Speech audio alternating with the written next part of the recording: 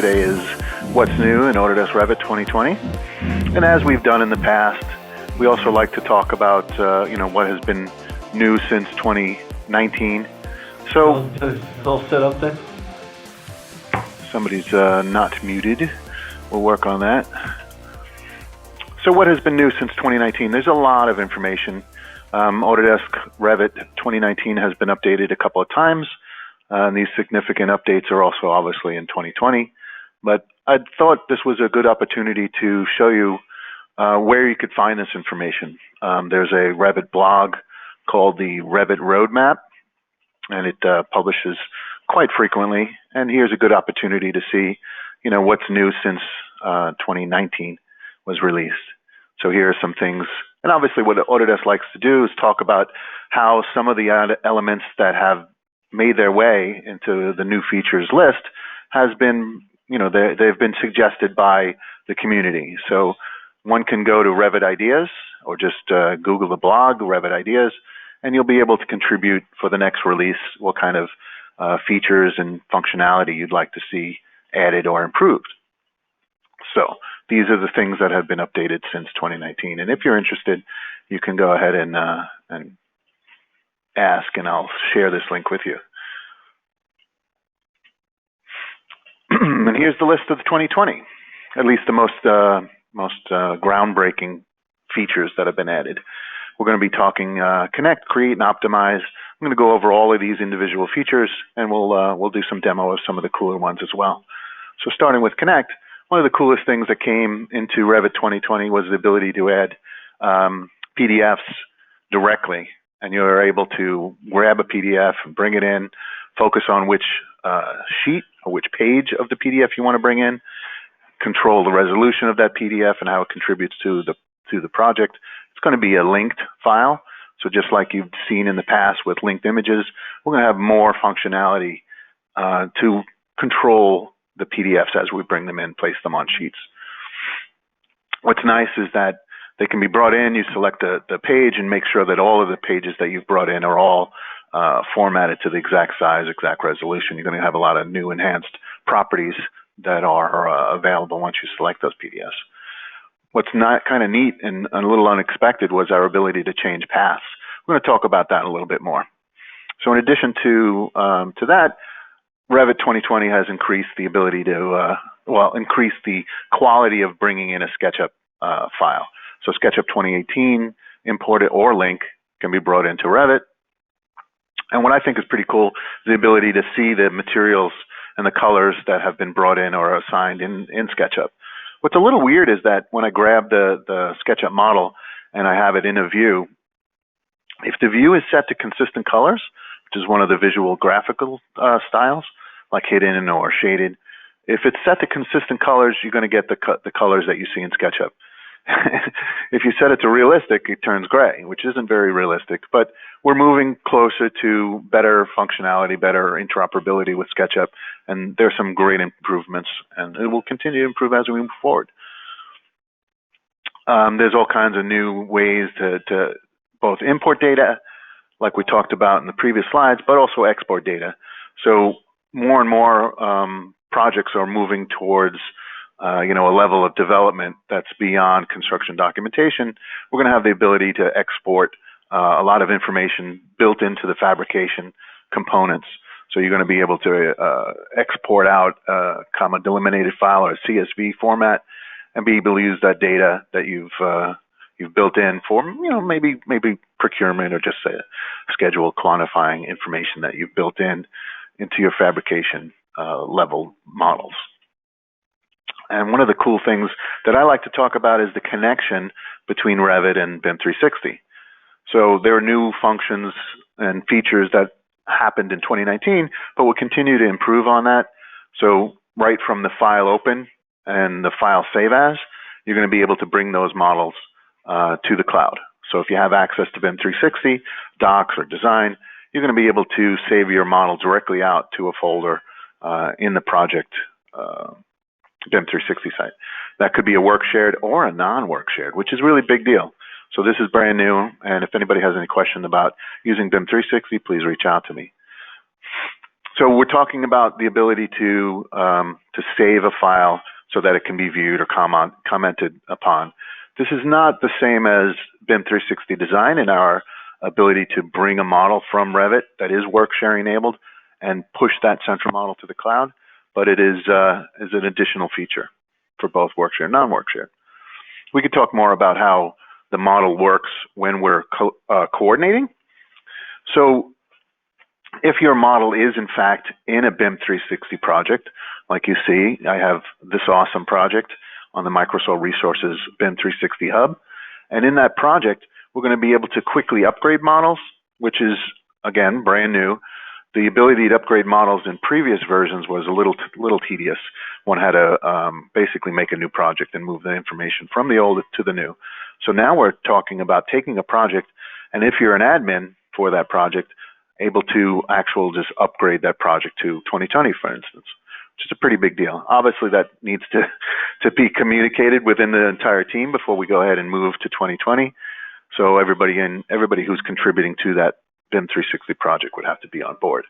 What happens if I was in 2019 and the project was already updated, file open, go to that folder, and there wouldn't be visible because the project has been upgraded. So 2019 wouldn't be able to see a 2020 project. Anyway, there's also some pretty cool features about publishing. So giving me the ability to go file open, look at my projects that are in the cloud, and start publishing. In case you haven't read about publishing, John created a bunch of great blogs on our blog about publishing and backup and using the features within the cloud. John is also going to be doing that BIM 360 presentation later in the month. So our ability to publish is pretty great. I'm going to jump out to Revit right now and show you this feature. So if I go File, Open, actually, why don't I just jump out to the Recent Files tab. So the Recent Files tab is showing me projects that are in the cloud, projects that are not in the cloud, projects that are Workshare enabled. Here's one that's Workshare enabled, here's one that's Workshare enabled in the cloud. But as I start navigating to the projects that I have access to, you're going to see that we're going to be able to see, hey, what happened? In here, I'd be able to go in and look at the models that are within my project and publish them directly. So if I was looking at a series of files, like all my architectural files, or maybe all of the team's files, those can be immediately published right from the file dialog box, this Recent Files tab, which is a pretty big deal. Because publishing is super important, because when we're publishing a model, what we're really doing is making not only a backup, but we're making it visible to the rest of the team. Now, in addition to these tools directly accessible from Revit, I want you to also be aware of some pretty cool model coordination tools and some basic new features on BIM 360.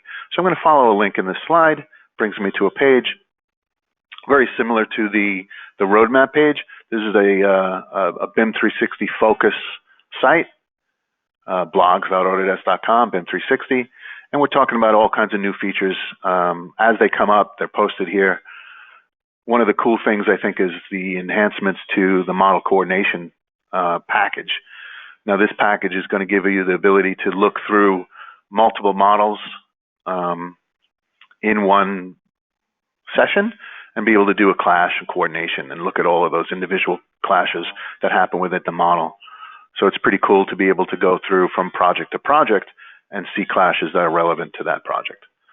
In addition to those model coordination updates, BIM 360 also has some new features that, again, just check out the blog and you'll find all kinds of new features because this thing is updating all the time. I don't want to go too far off the topic. Obviously, we're talking about Revit 2020, but it's pretty important because there's a good portion of people who are working in Revit who are also coordinating in the cloud using BIM 360 docs. So I thought it was pretty cool. The idea of publishing a model is obviously is really important because the team who are not contributing, people of the team who have access to BIM 360 docs, they don't see the latest version of the model because they're not using BIM 360 design. They're not collaborating in real time. So only the published version are really going to be able to, to be seen and to be reviewed. So publishing is super important, not only for coordination with the rest of the team outside of Revit, but also for, creating those backups. This slide of this presentation was part of the latest Revit user group meeting. So we had a lot of discussions going back and forth. If you have any questions about this, we're going to have a question and answer portion at the end of the presentation. All right, now we're going to get into create. There are some really great tools. Finally, elliptical walls can be created directly from the wall creation tool right there in Draw. We can draw segments, rectangles, polygons, and now directly creating elliptical walls. Now, of course, the elliptical wall is really made out of a couple of arcs. So as you can see over here, we have two pieces of walls basically drawn at once. Just like if I was to draw a rectangle, I would end up with 4 individual walls. When you draw an ellipse, you'll end up with 2. It's pretty cool. Big deal. Finally, we were saying. Now, there are a lot of really great enhancements in Revit related to the structural engineering industry. Some of them are how rebar works and how rebar can be placed intelligently. So if you're not aware of it, when you're in the structural settings tab in Revit, you're going to control globally how rebar reacts to objects, whether it be columns, beams, walls, floors.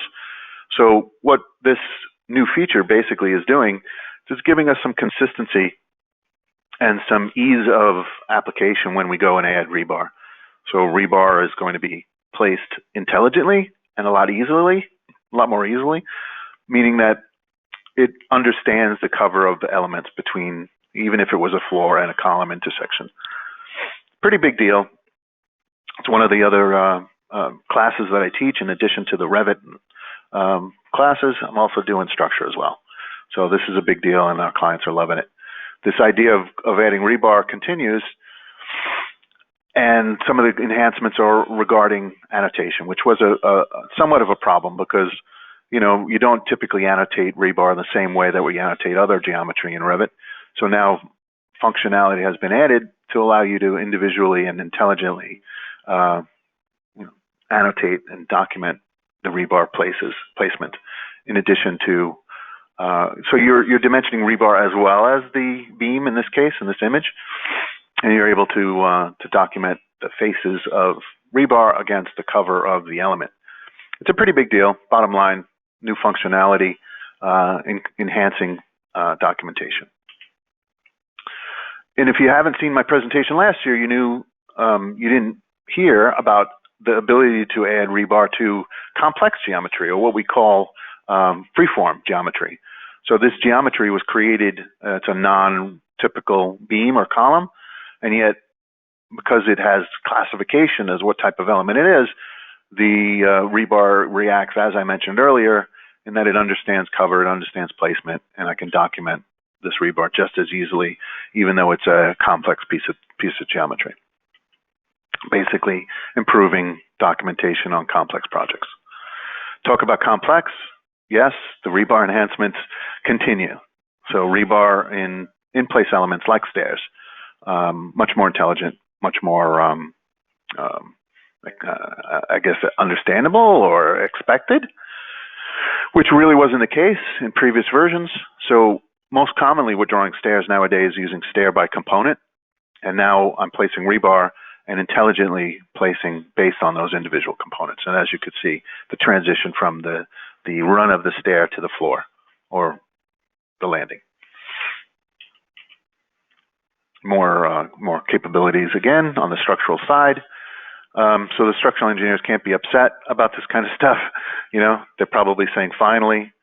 And we have some great stuff for the engineers, the electrical mechanical engineers as well.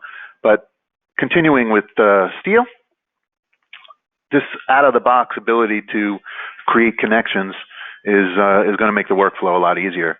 Now, I just want to take a second to look back and talk about rebar and steel connectors.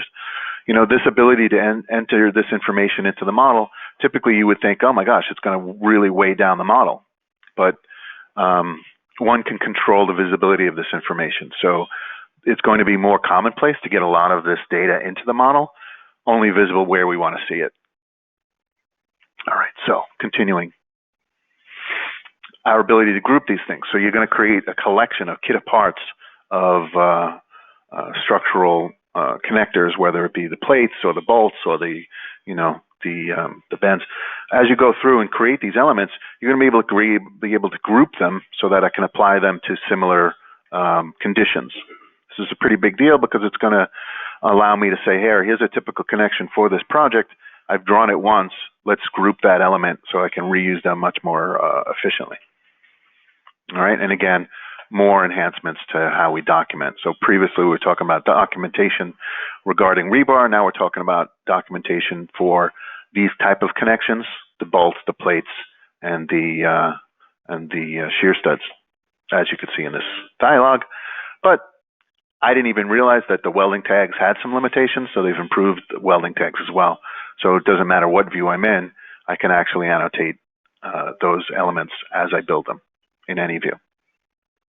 Pretty big deal. So now for the electrical. We know that the MEP teams are a little bit slow to move to BIM, mostly because the documentation that they're used to wasn't available. So one of the new features in 2020 is our ability to control the annotation of home runs, for example. Now, one would think, hey, a typical home run annotation should be more than adequate. But as they get more and more complex, and engineers are looking to make documentation as clear as possible based on their standards in previous projects, this is going to allow them to do that. So more control over the arrows, the home runs, the wiring tick marks. You're going to have a lot more functionality and features to make it look like the way that you want your documentation to look. Greater control. All right, here's some more stuff based on how the electrical engineers document panels. So as the panels get more complex, we're now able to document the panels more intelligently, even though they're separate panels and separate schedules. So feeds through the lug connection. So as you can see in some of the diagrams, you're going to be able to say, yes, I do want it to go through. And even though it's different boxes, it's still going to be documented the same way. Better control over the reporting and the schedules of these panels. This is cool on the architectural side. Path of travel. What that basically means is it's a more intelligent tool. People were making their own custom tools, line-based tools, to get this kind of information. So now we're actually easily able to automate paths between 2 points and be able to schedule those, tag those. Let me run out and do a demo on that. So here's a quick little space. I'm going to go on to the Analyze tab and find Path of Travel. Okay, so Path of Travel has a couple of different things about what is going to be used to get in the way, like what is considered obstacles, so you can control that, and you control tolerances as well, and at what level you're drawing these things. But basically, let me do a quick. This is going to be boring, right? So over here to over there, that's kind of silly. I'm not going to do that. How about this one? And I hope you appreciate my sense of humor on how one might create a more complex path of travel, but you got to love that. I know somebody's chuckling, or at least I hope somebody's chuckling. So here's a great little example of how complex the path of travel analyze tool can be. And here's a little tag. So if we were in fact to build a space like this, it would take 84 seconds from one place to another, a total of 368 feet.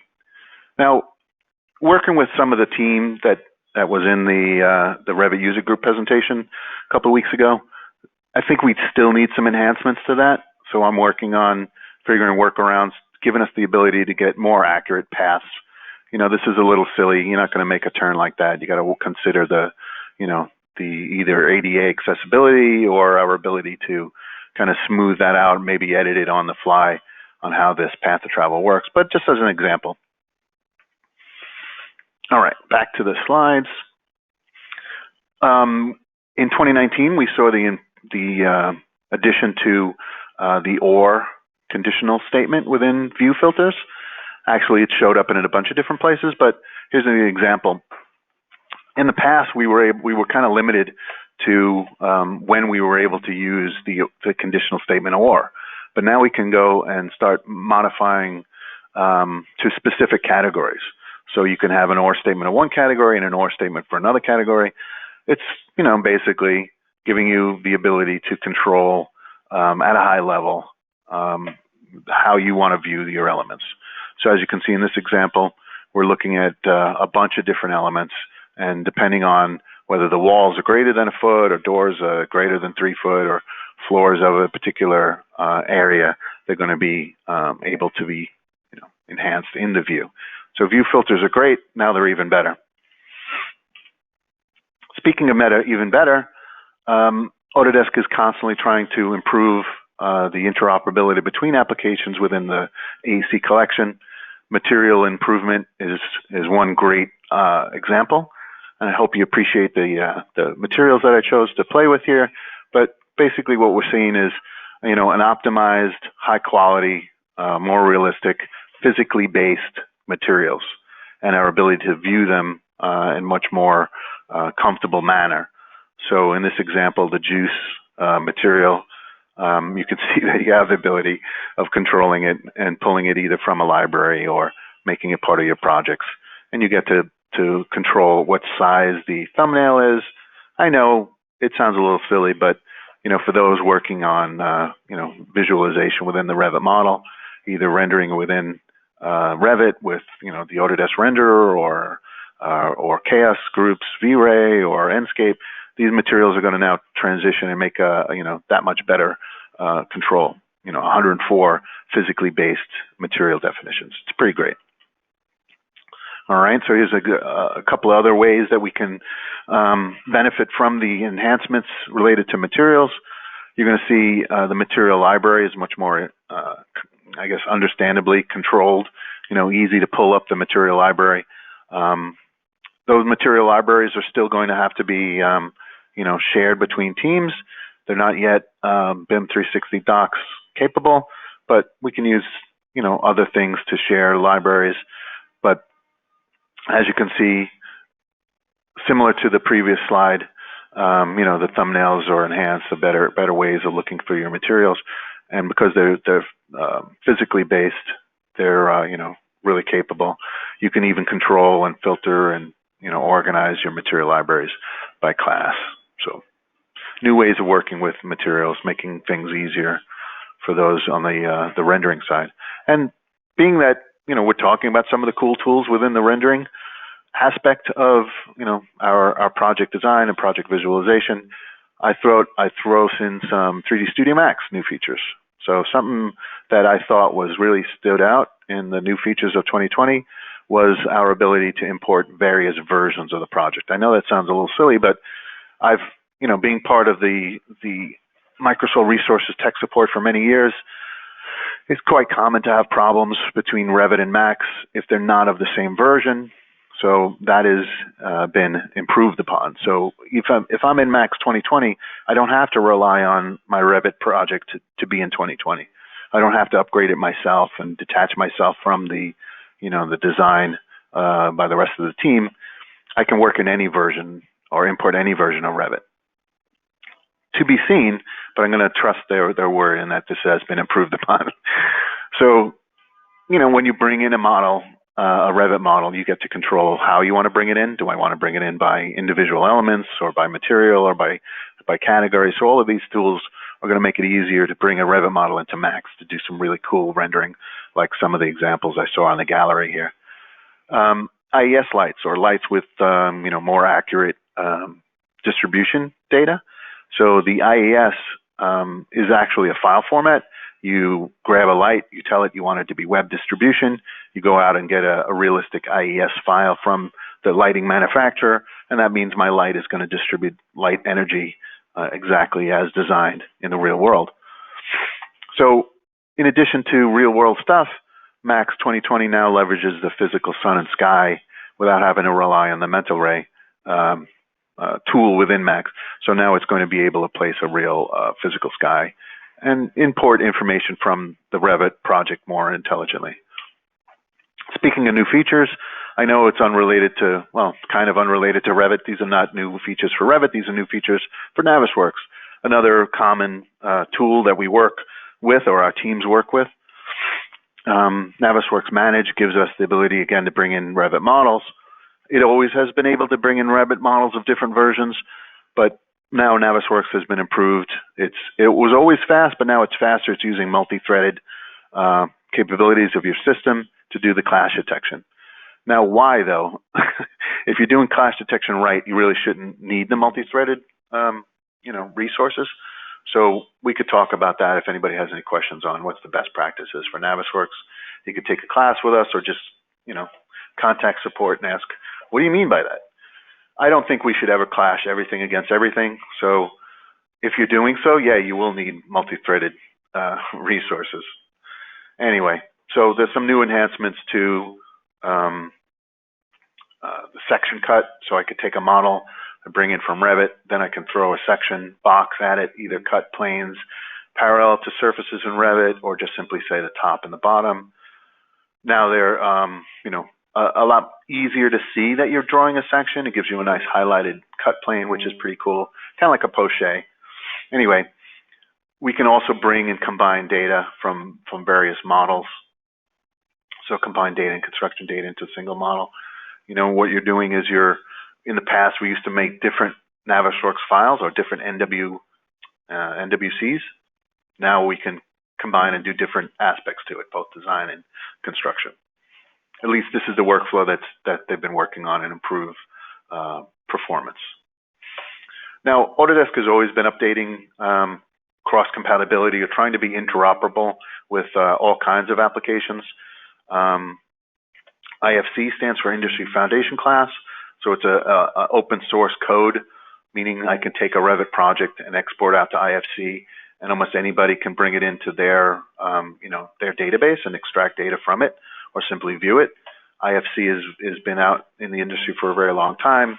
A lot of people in all over the world are using it as a kind of a neutral file format.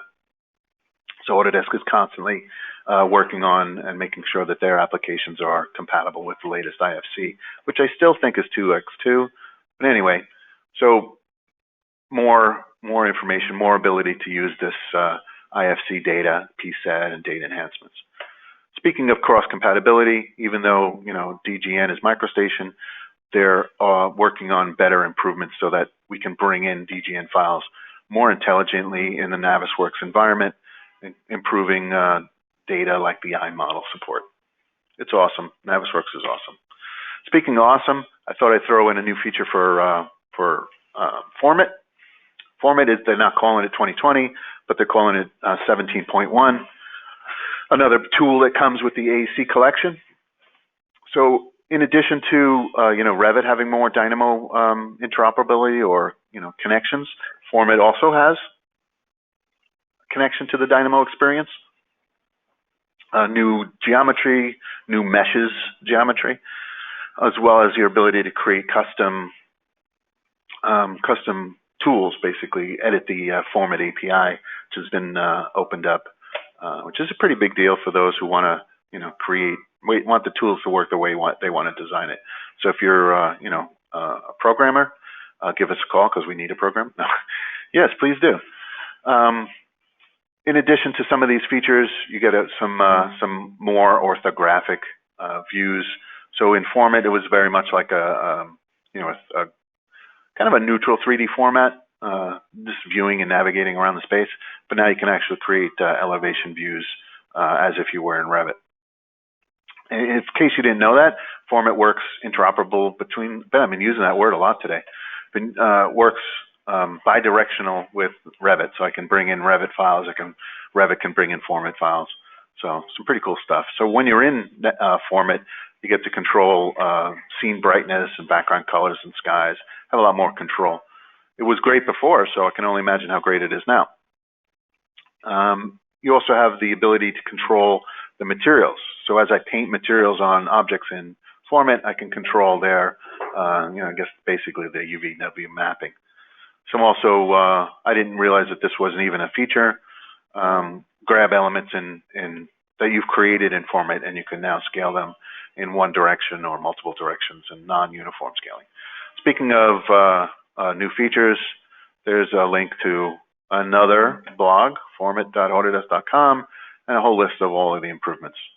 So I didn't talk about some of the other things like smart selection and interactive sun editor. Okay, anyway, it's out there. We talked about PDF, but now some features just to elaborate on the benefits and the enhancements when I bring in PDFs or images. So we know that now we can bring in PDFs a lot more intelligently, but speaking about PDFs and images, you're going to get better reporting, meaning the data that's available when I hover my cursor over an image or a PDF are going to be much more informative, much more useful. As I mentioned earlier, pathing improvements, so they can be absolute relative or actually be, I can map images and PDFs from the cloud, which is pretty cool. And then I could grab all the PDFs and make sure they're all proportionately scaled. So it doesn't sound like an outstanding feature, but it was a feature nonetheless, something that we needed. So bottom line, work faster and more information when you're bringing this data in.